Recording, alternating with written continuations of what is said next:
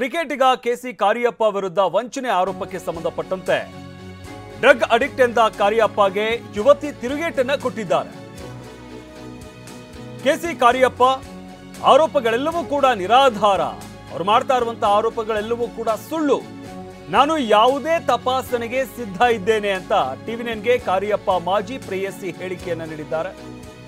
ಯಾವುದೇ ರೀತಿಯಾದಂತಹ ತಪಾಸಣೆಗೆ ನಾನು ಸಿದ್ಧ ಇದ್ದೀನಿ ಅಂತ ಹೇಳಿದ್ದಾರೆ. ಅವ್ರು ಮಾಡ್ತಾ ಇರುವಂತಹ ಆರೋಪಗಳೇನಿದ್ದಾವೆ ಅದೆಲ್ಲವೂ ಕೂಡ ಸುಳ್ಳು, ನನಗೆ ಕೆರಿಯರ್ ಹಾಳು ಮಾಡುವಂತ ಉದ್ದೇಶ ಇಲ್ಲ, ನನ್ನ ಹೋರಾಟ ಕ್ರಿಕೆಟಿಗ ಕೆಸಿ ಕಾರಿಯಪ್ಪ ವಿರುದ್ಧ, ನಾನು ಕಿರುಕುಳ ಕೊಟ್ಟಿಲ್ಲ, ಅವರೇ ನನ್ನನ್ನ ಕಡೆಗಣಿಸಿದ್ರು ಅಂತ ಟಿವಿ9ಗೆ ಕಾರಿಯಪ್ಪ ಮಾಜಿ ಪ್ರೇಯಸಿ ಹೇಳಿಕೆಯನ್ನ ನೀಡಿದ್ದಾರೆ.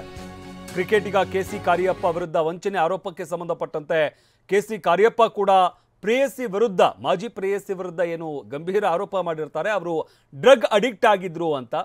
ಬಟ್ ಈ ಒಂದು ಆರೋಪಕ್ಕೆ ಯುವತಿ ತಿರುಗೇಟನ್ನ ಕೊಟ್ಟಿದ್ದಾರೆ.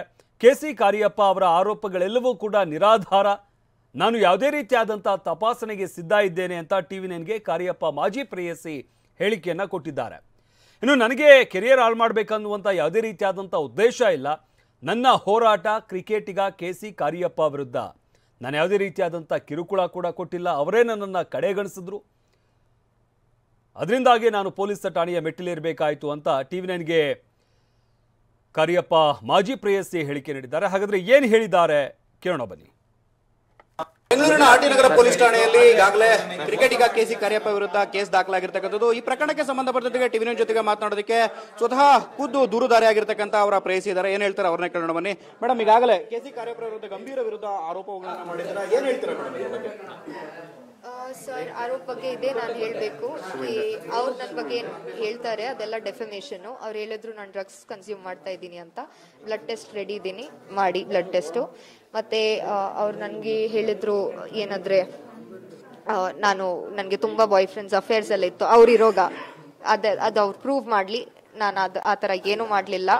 ನನಗೆ ತುಂಬ ಫ್ರೆಂಡ್ಸ್ ಇದೆ, ನಾನು ಮಾಡರ್ನ್ ಆಗಿದ್ದೀನಿ, ಬಟ್ ಅದರಲ್ಲಿ ಈ ಮೀನಿಂಗ್ ಅಲ್ಲ ಕಿ ನೀನು ನನ್ನ ಜೊತೆ ಬಂದ್ಕೊಂಡು ನನ್ನ ಜೊತೆ ಆಟ ಆಡ್ಕೊಂಡು ನನ್ನ ಲೈಫ್ ರೂಯನ್ ಮಾಡ್ಕೊಂಡು ಹೋಗ್ಬೋದು ಅಂತ.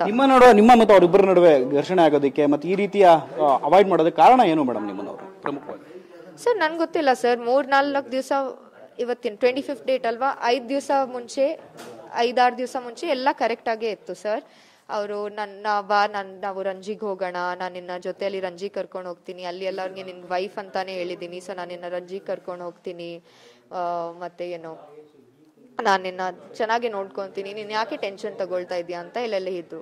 ಏನಾಗಿದೆ ಅಂತ ನನಗೆ ಇನ್ಸ್ಟಾಗ್ರಾಮಲ್ಲಿ ಒಂದು ಹುಡುಗಿಗೆ ಅವ್ರ ಡಾಗ್ ಜೊತೆ ಫೋಟೋ ನೋಡಿದ್ದೀನಿ. ಸೊ ನಾನು ಹೇಳಿದ್ದೀನಿ, ನೀನು ಹೇಳಿದ್ರು ನಿನ್ನ ಮನೆಯಲ್ಲಿ ಆಕ್ಷನ್ ನೋಡ್ತಾ ಇದೆಯಾ ಅಂತ, ಬಟ್ ಇವತ್ತು ನೀನು ಹುಡುಗಿ ಜೊತೆ ಇದೆಯಾ ಅಂತ, ಅದೇನು ಅಂತ. ಬಿಕಾಸ್ ಅವ್ರು ಅಷ್ಟು ಸರಿ ನನಗೆ ಚೀಟ್ ಮಾಡಿದ್ದಾನೆ, ಅದಕ್ಕೆ ನನಗೆ ಭಯ ಇತ್ತು ಸರ್. ಮೇಡಮ್, ನೀವು ಬಗಲಗುಂಟೆ ಪೊಲೀಸ್ ಸ್ಟೇಷನ್ ಕಂಪ್ಲೇಂಟ್ ಕೊಡ್ತೀರಾ, ಅಲ್ಲೋಗಿ ಮತ್ತೆ ಕಂಪ್ಲೇಂಟ್ ವಾಪಸ್ ತಗೊಳ್ತೀರಾ, ಈಗಾಗಲೇ ಬಿ ರಿಪೋರ್ಟ್ ಆಗಿದೆ, ಮತ್ತೆ ಬಂದು ಆರ್ಟಿ ನಗರದಲ್ಲಿ ಪೊಲೀಸ್ ಸ್ಟೇಷನ್ ಕಂಪ್ಲೇಂಟ್ ಕೊಟ್ಟಿದ್ದಾರೆ. ಅವರು ಹೇಳ್ತಾರೆ ನನ್ನ ಕೆರಿಯರ್ ಹಾಳು ಮಾಡೋದಕ್ಕೆ, ಕ್ರಿಕೆಟ್ ಕೆರಿಯರ್ ಹಾಳು ಮಾಡೋದಕ್ಕೆ ಎಲ್ಲ ಪ್ರಯತ್ನ ಮಾಡ್ತಿದ್ದಾರೆ ಅಂತ. ಏನ್ ಮೇಡಮ್ ಇದೆಲ್ಲ? ಸರ್, ನಾನು ಹೇಳ್ತೀನಿ, ಕ್ರಿಕೆಟ್ ಕರಿಯರ್ ನಾನು ಯಾವ ತರ ಹಾಳು ಮಾಡೋಕ್ಕಾಗತ್ತೆ ಸರ್? ಕೋರ್ಟಲ್ಲಿ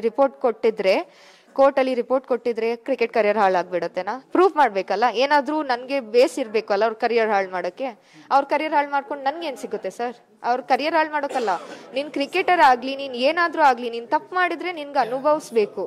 ನಂದು ಕೊನೆಯದಾಗ ಪ್ರಶ್ನೆ ಕೇಳ್ತಿದ್ದೀನಿ ನಿಮ್ಗೆ, ಇಡೀ ಪ್ರಕರಣಕ್ಕೆ ಸಂಬಂಧಪಟ್ಟಂತೆ ನಿಮ್ಮ ನೆಕ್ಸ್ಟ್ ನಿಲುವು ಏನಾಗಿರುತ್ತೆ? ಯಾಕಂದ್ರೆ ಕಳೆದ 1 ತಿಂಗಳಲ್ಲೂ ಕೂಡ ಇದೆ, ಕಳೆದ 10-15 ದಿನಗಳಿಂದಲೂ ಕೂಡ ನೀವು ಸಂಪರ್ಕದಲ್ಲಿ ಇದ್ರೆ, ಗುಜರಾತ್ಗೆಲ್ಲ ಹೋಗಿ ಬಂದಿದ್ದೀರಿ ಅಂತ ಹೇಳಿದ್ರೆ, ಹಾಗಿದ್ದು ಕೂಡ ನಿಮ್ಮ ಮುಂದಿನ ನಡೆ ಏನಾಗುತ್ತೆ? ಈಗಾಗಲೇ 2 ಕಂಪ್ಲೇಂಟ್ಗಳು ದಾಖಲಾಗಿದೆ, ಆರ್ಟಿ ನಗರ ಪೊಲೀಸ್ ಸ್ಟೇಷನ್ ಕಂಪ್ಲೇಂಟ್ ಕೊಟ್ಟಿದ್ದಾರೆ, ನೆಕ್ಸ್ಟ್ ಸ್ಟೆಪ್ ಏನು ಮೇಡಮ್? ಸರ್, ಜಸ್ಟಿಸ್ ಫೈಟ್ ಮಾಡ್ತೀನಿ ಸರ್. ಅವರು FIR ಹಾಕಿದ್ದಾರೆ, ನನಗೆ ಐಡಿಯಾನೇ ಇದ್ದಿಲ್ಲ FIR ಆಗಿದೆ ಅಂತ.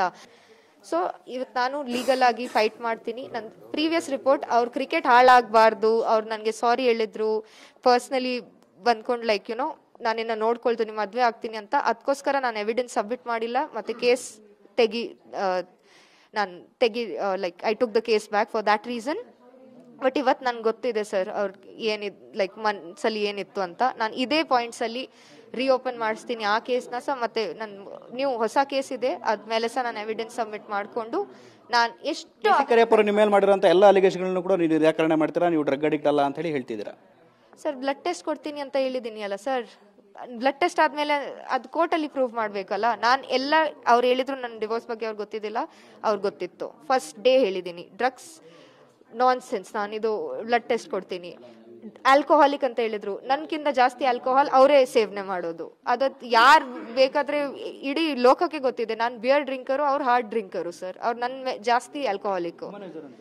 Womaniser, yes sir, 100%. ಇಷ್ಟು ಹುಡುಗಿ ಜೊತೆ ಲೈಕ್ ಅವ್ರಿಗೆ ಯಾಕೆ ಬೇಕು ಇಷ್ಟು ಹುಡುಗಿ? ಅವ್ರಿಗೆ ಕ್ರಿಕೆಟರ್ ಅಲ್ವಾ ಸರ್, ಸೊ ಅವ್ರಿಗೆ ಸ್ವಲ್ಪ ಮರ್ಯಾದೆಯಲ್ಲಿ ಇರ್ಬೇಕಲ್ವಾ, ಅಟ್ಲೀಸ್ಟ್ ಆನೆಸ್ಟ್ ಆಗಿರ್ಬೇಕು. ನಿನ್ಗೆ ಮದ್ವೆ ಆಗಕ್ಕೆ ಇಷ್ಟ ಇಲ್ಲ, ಬಟ್ ನನ್ಗೆ ನಿನ್ ಜೊತೆ ರಿಲೇಶನ್ಶಿಪ್ ಬೇಕು, ಆನೆಸ್ಟ್ ಆಗಿ ಹೇಳಲ್ಲ. ಯಾಕೆ ಮದ್ವೆ ಆಗ್ತೀನಿ ಅಂತ ಹೇಳ್ಕೊಂಡು ಈ ತರ ಎಲ್ಲ ಒಂದು body, mind, physical health, mental health ಹಾಳು ಮಾಡೋದು, ಇದೆಲ್ಲ ತುಂಬಾ ತಪ್ಪು. ಎಸ್, ಇದಿಷ್ಟು ಕೂಡ ಕೆ ಸಿ ಕಾರ್ಯಪ್ಪ ಅವರ ಪ್ರೇಸಿ ಹೇಳ್ತಿರ್ತಕ್ಕಂಥ ಮಾತು. ಕ್ಯಾಮರಾಮನ್ ಮಾಂತೇಶ್ ಜೊತೆ ಶಿವಪ್ರಸಾದ್, TV9 ಬೆಂಗಳೂರು.